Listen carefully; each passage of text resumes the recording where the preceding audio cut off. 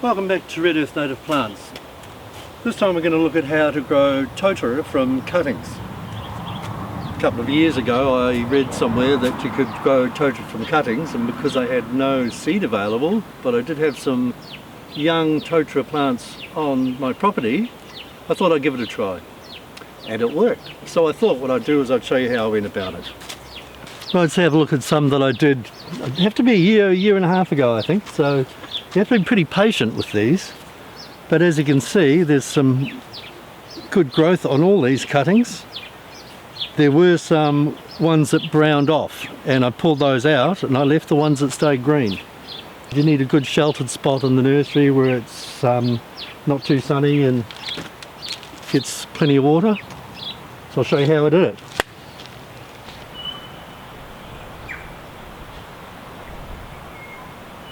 Once we've selected the tree that we're going to be taking cuttings from, we need a good sharp set of secateurs. I usually take a bucket and a wet rag to wrap the cuttings in before I take them to the nursery.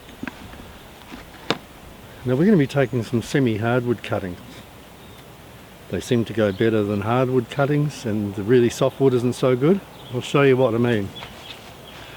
This new growth here at the top of the plant, it's very soft, fairly fragile. We put that as a cutting. It'll probably rot before it takes root. The thicker, older hardwood cutting at the back, it's probably a bit thick and take a while to form a callus and to form roots. What we're looking at is the bits in between. It's still a little bit flexible, but about this size is perfect for the cuttings. So I'll just take the whole branch here, and we'll chop the bits off after. Now we take our cuttings from the lateral branches coming off the sides of the tree and not from the top, because they tend to strike better. This one as well, and that should be enough just to show you what I'm doing. Once I've got a few of my cuttings,